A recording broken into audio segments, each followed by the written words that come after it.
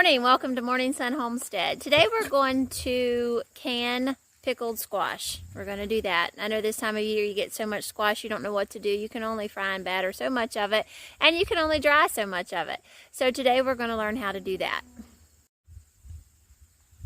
This is our squash plants. We only had 2 this year. You can see they're starting to go back because it is late summer. It's got the leaves are not mildewed. That's just the way they look. They have that stripe collared, and there's a few little squash in there. There's still a few flowers too, but I don't think they'll make anything because the season is beginning to get so late. We grow the yellow squash, which I showed you out in the garden. This one is ready. You can always tell because you can put your fingernail in them and it will go in. You don't want that to get too hard because when it does, then it not only does it get full of seeds, but then the outer edge gets really tough and it's not very good to eat. So we need to wash them up. This one may be too mature. I can still put my fingernail in it, but it may be loaded with seeds, and if it is, then we don't want that in our pickled squash.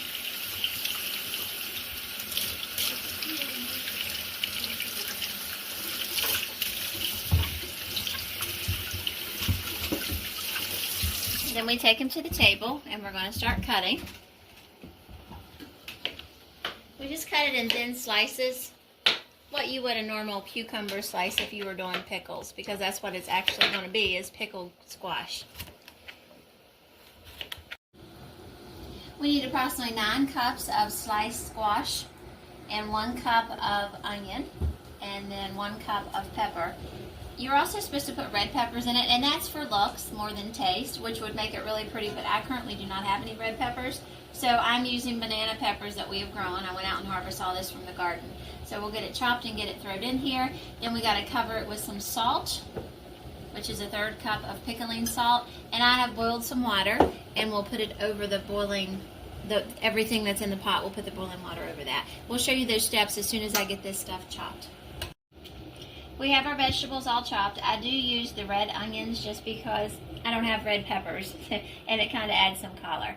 Now you do a 1/3 cup of pickling salt, and you're going to sprinkle that around on your vegetables. And then I've already boiled some water, so I'm going to pour this over. They need to be covered. They're starting to float, so that's more than enough. And they just need spun around here a little bit. And now this has to set for 2 hours. So during that time, everything will start heating up and taking in the salt to be able to be pickled. It has been 2 hours since we poured the hot water over our vegetables. Now we're going to drain them.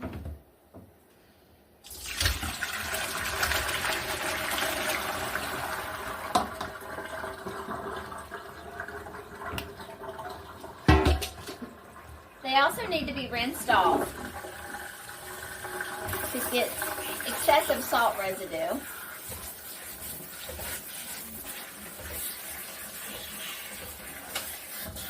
And as you can see, they're very tender. It doesn't take much to clear them.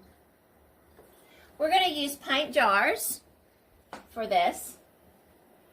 So we'll stuff them in here. We have a mixture going that is 3 1/2 cups of apple cider vinegar, 3 1/2 cups of sugar, a teaspoon of celery seed, and a teaspoon of mustard seed. We're going to bring that to a boil, and then that will be used to fill the jars.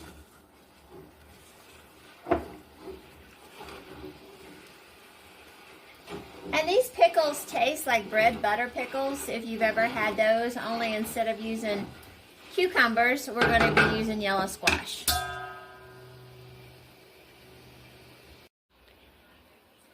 We have our jars stuffed, and we've got our brine ready. You take equal amounts of the onions and the peppers and the squash and just put them in a jar. There's no right or wrong way to do that. We have our funnel again.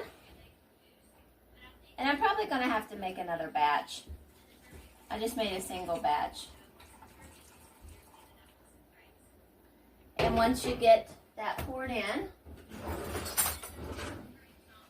we need to take a case knife, that's what I call this, or a butter knife, and run along the side so it removes any air bubbles.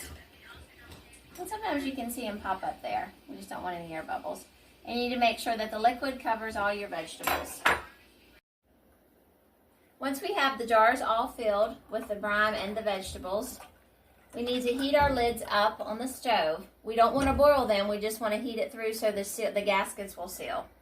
And we put that on, and we put a ring, and just hand tighten it, and then we're going to go ahead and put it into a hot water bath. And we'll continue to do the rest of these. This is a plate that we put underneath the jars. It gives it an air space, so therefore the jars do not crack. You can also use canning rings, and you could put that down and put the jar on top of it, and that would work just as well. Get the canner filled.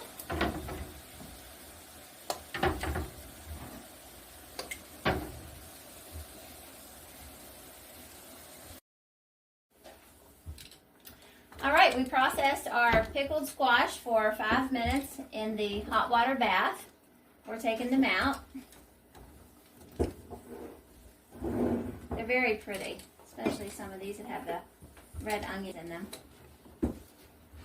They'll seal. We'll take the rings off. When you store your jars, you need to take the rings off and always mark the top. And that is what they're going to look like.